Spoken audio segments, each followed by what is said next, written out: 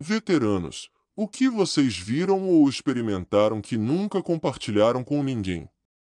O que vai ficar comigo para sempre é isto. Em 2010, a noroeste de Singan, Afeganistão, eu era o médico do meu grupo de 4 fuzileiros navais. Nós nos especializávamos em controladores conjuntos de ataque terminal, caras que chamam aeronaves. Estávamos apoiando o exército georgiano na criação de uma nova base de patrulha. Chegamos à área onde a base seria construída, levantamos muros de areia para o vento e acampamos em nossos caminhões até que as escavadeiras terminassem de construir os muros e encherem as barreiras esco. No segundo dia, perto do meio-dia, ouvimos uma explosão e vemos à distância uma grande nuvem de fumaça. Contactamos pelo rádio para ver se havia forças amigas perto da área, mas não havia forças da coalizão por perto. Então montamos para ir verificar. Quando nos aproximamos do local, vemos 2 figuras adultas correndo em volta de uma van que bateu em um IED. Quando chegamos, havia uma van afegã de 6 passageiros que parecia ter atingido um IED. A van estava demolida, queimada e o motor pegando fogo. Ao desembarcarmos, os 2 adultos correm até nós, o que nos assustou porque poderiam ser insurgentes, mas nosso intérprete estava lá e nos disse que eles eram irmãos pedindo ajuda, pois um deles tinha 4 filhas na van com ele quando bateram no IED. Corremos até a van e ainda havia fumaça por toda parte, mas começamos a puxar a porta traseira do motorista e pude ouvir uma das filhas ainda gritando lá dentro. Ao forçarmos a porta, olhamos para dentro e nunca esquecerei o que vi. Lá dentro estava tudo queimado, fumaça ainda saía da van e nos assentos estavam os restos das 4 filhas.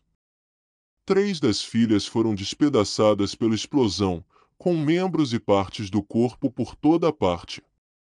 A quarta ainda segurava a mão amputada de uma das irmãs, enquanto sua outra mão estava pressionada em seu lado. A explosão havia amputado sua perna esquerda até a pelve. Ela tentava gritar, mas já estava perdendo muito sangue e começou a perder a consciência. Nós a tiramos de lá e comecei a trabalhar tentando estancar o sangramento, mas só consegui mantê-la viva por mais 15 minutos. O pai e o tio seguraram sua mão enquanto ela nunca mais acordou depois de perder a consciência. Eu e meus fuzileiros começamos a recolher as partes dos corpos das outras filhas para que o pai e o irmão pudessem enterrar os restos mortais. As idades eram 4, 5 e 6 anos. Foda-se o Afeganistão. Eu fazia parte de uma força-tarefa conjunta nos Estados Unidos. Nossa missão era assistência a baixas. Basicamente, informávamos famílias quando seus entes queridos eram mortos em ação e depois as ajudávamos com todo o processo do funeral. Muitos dos funerais que realizamos eram de caras mais jovens do que eu. Era de partir o coração, nunca experimentei nada parecido com ter que informar alguém que seu filho, marido, esposa ou filho estava morto. É realmente horrível, não há nada que você possa dizer ou fazer para aliviar. Você acabou de destruir o mundo deles. Nunca fiquei sem palavras até ter que informar uma viúva. Me desculpe, não é suficiente. Nada causa arrepios na minha espinha e faz meu estômago cair como o som de uma viúva chorando. É horripilante. Fiz este serviço em 479 funerais. Eu sei porque mantive um caderno com os nomes. Sempre achei que alguém deveria se lembrar. Alguns funerais, a cidade inteira comparecia. Às vezes, ninguém aparecia. Tenho muita culpa e raiva sobre isso. Fui designada para muitas tarefas diferentes no meu navio, mas nada disso se comparou ao meu próximo comando, detalhes de funeral. Sou extremamente empática, sou mulher, e acho que gostavam de me ter por perto para a diversidade. Disseram para uma garota que chora com comerciais de cerveja Budweiser para comparecer aos funerais de veteranos. Estou dividida sobre o que mais partiu meu coração: a mãe chorando sobre o caixão coberto com a bandeira do filho, mais jovem do que eu na época, ou atirar salvas para um túmulo assistido apenas por coveiros. Eu sei que a vida militar é difícil, sei que pode ser sombria, pode acabar com você de muitas maneiras. Mas aqueles dois, algum garoto morreu, algum homem morreu. Toda vez, passava a viagem de van de volta imaginando como eles chegaram ali. Só fiz 96 funerais em 90 dias. Eu amava aquele tempo da minha vida. De vez em quando, tomando bourbon e fumando e pensando onde estou agora, como minha carreira militar está indo, penso nesses funerais e no que estou fazendo. Eu odiava ter que comparecer e como isso me fazia sentir, mas agora, 3 anos depois, agradeço por aquele tempo ter me dado uma verdadeira noção de mortalidade e consequência. Respondi a vários atentados complexos com bombas que resultaram em centenas de vítimas. E embora me incomodem, não foram o pior. Havia um cara na minha unidade, Charles Alvin Williams III era seu nome. Ele vinha de um passado muito difícil, mas usava o coração na manga. Ele comprou para todos nós uma cópia de Halo enquanto estávamos em serviço, para podermos jogar juntos quando tínhamos tempo. Ele não era meu melhor amigo, mas era um bom amigo e companheiro de batalha. Ele estava passando por momentos difíceis com o serviço e outras coisas pessoais, e alguém o pegou com sua pistola carregada na boca. Em vez de mandá-lo para casa, nossa unidade o rebaixou, deu trabalho extra e tirou suas armas por alguns meses. Quando devolveram as armas, ele voltou às missões conosco. Sentávamos no deck azul do CNS para fumar e conversar sobre a vida. Ele me contou que a noiva tinha terminado com ele e ele estava sofrendo muito. Disse especificamente que escreveu uma carta para ela, e que se ela não o aceitasse de volta, ele se mataria. Ainda não tinha feito nenhum treinamento de prevenção, então não sabia como reagir. Disse que havia maneiras melhores de lidar com a situação, mas não fiz o suficiente. A última conversa que tivemos foi sobre atirar em combatentes. A última coisa que ele me disse foi que não se importava em revidar se precisasse, mas se visse alguém matando um inocente, ele mesmo os pararia. Naquela noite, ele disparou uma rajada de 3 tiros na própria cabeça. Não passa um dia sem que eu pense nele e em como poderia tê-lo ajudado, mas não ajudei. Todos nós sabíamos como ele estava e ninguém fez nada. Penso nele todos os dias. Por que não fiz mais? O que poderia ter feito melhor? Desculpe por não ter feito o suficiente, cara. Eu não achei que você faria isso. Minha unidade tinha acabado de voltar de uma missão. Um soldado de primeira classe Snuff, voltou para casa e descobriu que a noiva tinha sido infiel. Ele ficou chateado. Ele e outro soldado decidiram sair para beber, a 1 hora da base, e alugaram um quarto de hotel para a noite. Avançando algumas horas, os dois voltam ao hotel após uma longa noite de bebedeira. Snuff menciona que tentou e falhou em acabar com a própria vida recentemente. O amigo fez um telefonema e nosso comandante chegou em 42 minutos. O sargento e o capelão chegaram em 1 hora e o internaram em uma ótima clínica psiquiátrica por uma semana, onde recebeu excelente atendimento, tudo pago pelo exército. Resumindo, ele não era feito para a vida militar e foi dispensado, mas não antes dos médicos resolverem seus problemas. Deram-lhe baixa honrosa para que pudesse receber benefícios e estudar. Ainda tenho pesadelos por apontar minha arma para crianças pequenas. Tenho medo de ter filhos por causa disso. Irmão, isso é o que mais me assombra. Lembro do medo nos olhos de uma garotinha que virou a esquina na minha linha. Minha .50 estava apontada e a mãe dela veio atrás. As duas congelaram e me encararam em terror. Levantei a arma e acenei para elas passarem. Tentei sorrir para mostrar que estava tudo bem. Mas lembro do medo daquela garotinha. Pensei em minha filha sentindo aquilo, e isso me destruiu. Ainda destrói. Apontei minha arma para muita gente, mas aquela menina ficou comigo. Sei que outros passaram por pior, e eu mesmo vi coisas piores, mas aquela garota ficou comigo. Vi uma garota em Ramadi que parecia exatamente com minha irmã mais nova e isso mexeu muito comigo. Nenhuma delas se parecia com minha filha, loira de olhos azuis, mas quando vi garotas lá, vi minha filha. É tão fodido que aquelas crianças tenham que crescer naquele inferno. Elas não pediram ou mereceram nada daquilo. Sem enrolação, matei uma criança no Iraque. Não só apontei minha arma, mas disparei 3 vezes. Por quê? Porque era meu trabalho. Ele era uma ameaça, ele caiu.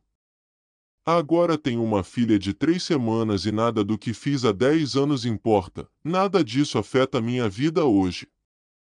Chega um ponto em que você tem que aceitar o que fez, reconhecer e seguir em frente. Você nunca será uma pessoa inteira até fazer isso. US Army 11B. Ok, isso definitivamente vai me fazer parecer um babaca, mas aconteceu e não é uma história que eu compartilho com ninguém. Eu estava no Iraque por 7 meses fazendo escolta de comboios. Viajávamos por todo o país entregando suprimentos e pessoal onde fosse ordenado. Não era incomum que todas as crianças das vilas corressem ao lado da estrada pedindo muffins ou Gatorade ou qualquer coisa que pudessem. No início, jogávamos lanches para eles. Era legal ver os rostos sorridentes depois de pegarem um muffin de chocolate ou Gatorade de frutas. Sentíamos como o Papai Noel, ganhando o coração e a mente das gerações futuras, garantindo que nunca se voltariam ao terrorismo. Ganhando a guerra ao terror, um muffin de cada vez. Mas, claro, as coisas mudaram. Outra unidade teve um acidente e algumas crianças foram atropeladas ou feridas tentando pegar lanches jogados. Então, nosso novo procedimento era não dar nada para impedir que se aglomerassem perto dos veículos. Isso não os impediu de se reunir e quase os deixou mais desesperados. Eles até pediam água, algo que rejeitavam quando jogávamos lanches. Estávamos passando lentamente por uma cidade. Havia relatos recentes de IEDS, e todos os civis na estrada nos deixavam mais atentos. Enquanto observava a estrada e as pessoas à frente, vi uma adorável menininha iraquiana meio escondida atrás da perna do pai, olhando para nós com grandes olhos verdes.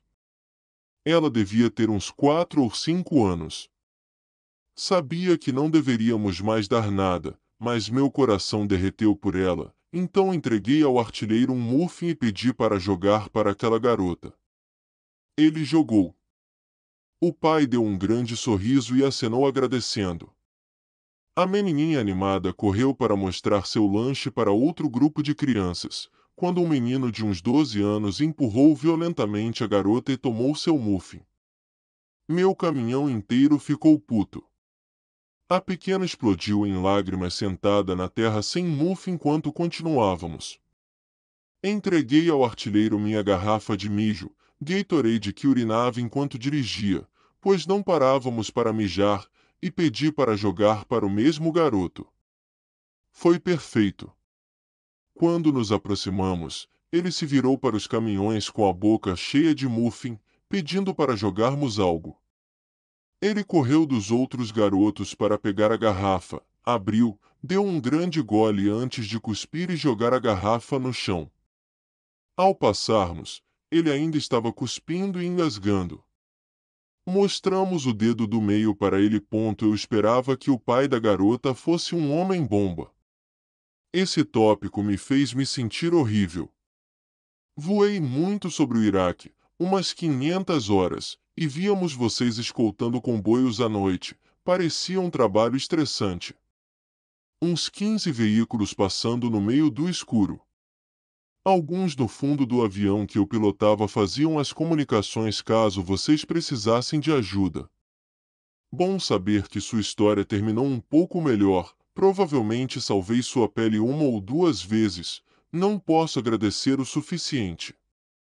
A parte mais estressante era o ritmo ridiculamente lento.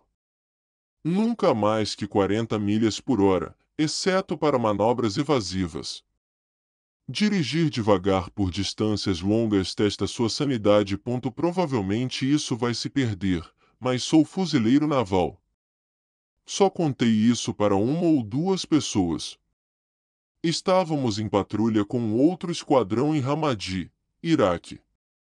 Nós, do segundo esquadrão, estávamos meia milha à frente do primeiro quando ouvimos o som ensurdecedor de um IED. Era perto, muito perto.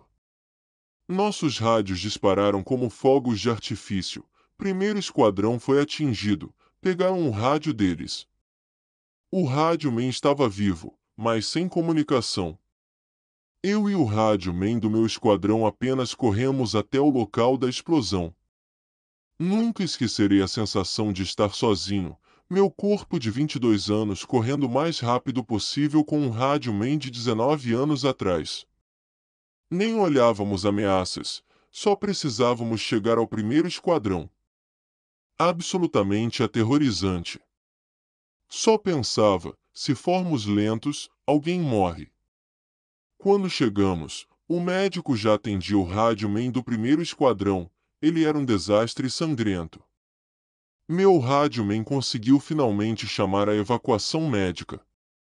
O primeiro esquadrão arrastou o rádio-man para um pátio próximo, pois estávamos vulneráveis. Em instantes, subimos nos telhados, melhor ponto de vista enquanto a evacuação chegava. Bum! Um segundo IED explode onde cuidávamos dele. Filmes mostram a névoa da guerra, mas lembro de ficar dormente e bater minha M16A4 no telhado. Estava bravo, triste, confuso ao mesmo tempo. Instantaneamente peguei o rifle e comecei a vasculhar a área. Olhei para o sul, vi um garoto de 11 a 14 anos segurando um telefone.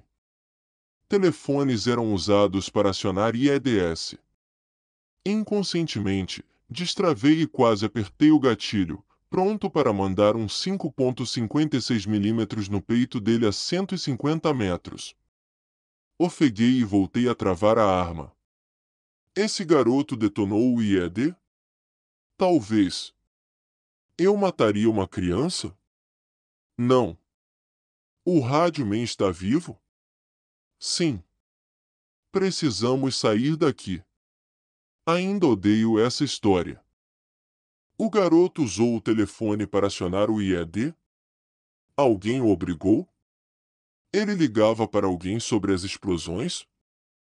Quem sabe? O segundo IED explodiu na rua depois de termos saído, mirando num veio da evacuação. IEDs miravam no médico, rádio-man e nosso transporte. Para os que odeiam, dei minha comida MRE para uma menina faminta na Libéria. Ela me olhava com olhos grandes e famintos. Joguei para ela além do arame. Ela estava feliz sentada sob uma árvore, devorando a comida. Ela sorria e acenava. Eu retribuía sorrindo. Um adolescente chegou, tentou tirar dela. Ela resistiu. Ele atirou nela na barriga com seu AK, pegou a comida e fugiu. Tudo em 20 segundos. A menininha arrastou os calcanhares na terra enquanto morria, como quem tenta se esgueirar sob um carro. Mas não saiu do lugar. Penso muito nessas marcas na terra. Li isso 3 vezes nos últimos 5 minutos. Meu cérebro não quer aceitar que tamanha maldade existe. Sabe o que mais me apavora? Acho que aquele jovem me mostrou uma verdade fundamental da natureza humana. Todos descendemos de gerações de humanos inteligentes, fortes e implacáveis o suficiente para sobreviver e procriar. Quando apertados, a maioria faz o que precisa para sobreviver. Se não fosse assim, tigres ou outro predador governariam a terra. É o velho ditado: todo mundo está a 3 refeições perdidas de virar um animal. Mas aconteceu na minha frente. Aquele cara provavelmente pensou: preciso de comida, então peguei. Ele devia estar faminto, pois a situação era horrível. Antes achava que ele era um psicopata fora da curva, mas outras coisas que vi em missões reforçaram o ponto. Enaltecemos caridade porque é incomum e contraintuitiva. Desculpa, cara. Não vou pensar mais nisso hoje. Tenha uma boa noite. Nunca contei essa história inteira. Não é algo com que me sinta confortável de falar pessoalmente, mas acho que as pessoas deveriam saber e pensar nisso pelo menos. Fui enviado para o chamado Triângulo da Morte, no Iraque, numa cidade chamada Yusufia. Ficamos lá 6 meses com muito combate intenso, até sermos transferidos para o sul do Iraque, bem mais tranquilo. Íamos ser substituídos pelo 52º Regimento de Infantaria, parte da 101ª Aerotransportada. Eles tinham feito parte da invasão inicial contra as forças de Saddam, mas agora era 2005 e a guerra era muito diferente. Quando se faz transição de unidade no exército, há um período em que se integra os novos, mostrando operações em campo. Aconteceu de eu estar num posto avançado perto de uma das 2 pontes restantes sobre o rio Eufrates quando isso começou.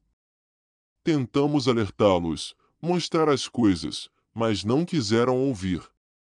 Diziam: temos um destino, com outras frases agressivas. Nem viam os iraquianos como humanos, só diziam: vamos fuder esse lugar, fuder, estuprar, matar, pilhar, queimar. Do outro lado da rua do posto ficava um fazendeiro iraquiano e sua família, que sempre nos ajudaram, avisando sobre IEDS, trazendo comida quando não tínhamos suprimentos. Nosso caminhão de suprimentos foi destruído por um IED, só tínhamos MRE. Conversamos com o fazendeiro, demos dinheiro e ele comprou comida no mercado. Era um cara ótimo, fazia isso sempre. Levamos os caras do 52º em patrulha a pé. O fazendeiro saiu para nos cumprimentar como sempre, indo em nossa direção. Acenamos, começamos a falar, quando ele foi apertar a mão de um soldado do 52º. O soldado deu um soco na boca dele gritando: maldito areia. Nosso sargento conteve o cara e o mandou de volta ao posto conosco enquanto tentava acalmar o fazendeiro. Levamos o soldado ao sargento dele, que o parabenizou. Quando nosso sargento voltou, deu uma bronca neles, mas não pareceu importar. A atitude continuou até partirmos para um novo local. Descobri que esses mesmos soldados eram os caras do massacre de Mamadia, mataram a família do fazendeiro meses depois e estupraram a filha dele. Como se não bastasse, meses antes, me feri quando meu caminhão capotou em combate, cerca de 200 metros de onde foi o massacre. Fui evacuado para Bagdá, recuperei por semanas. Quando o caminhão virou, perdi minha carteira na poeira. Semanas após o massacre, recebi um pacote do Sargento Green. Era minha carteira, enviada em 12 de março de 2006, o mesmo dia dos assassinatos. Reconheço que é improvável ter acontecido exatamente assim, mas não posso deixar de pensar se encontraram minha carteira a caminho do crime ou se enviaram antes. Não sou religioso, sou ateu. Mas gosto de pensar que talvez o universo tenha tentado lembrar da mensagem simples da nossa unidade: trate as pessoas com respeito e como seres humanos, é tudo o que querem. Ainda tenho a carteira, desde o ensino médio, uma carteira Calvin Klein de couro que minha irmã me deu. Ela me lembra do fazendeiro e sua família. Não posso deixar de pensar se tivéssemos focado mais em passar nossa mensagem ao 52º, isso poderia ter sido evitado. Talvez estivéssemos apressados demais para ir para um lugar mais seguro e negligenciamos algo que poderia ter feito diferença. Podíamos ter nos voluntariado para ficar em Yusufia com o 52º, mas recusei, não por medo de combate, pois já estava insensível a isso, mas porque só queria relaxar e sentia saudade de casa. Me faz pensar que poderia ter feito a diferença, mas não fiz por algo simples e egoísta.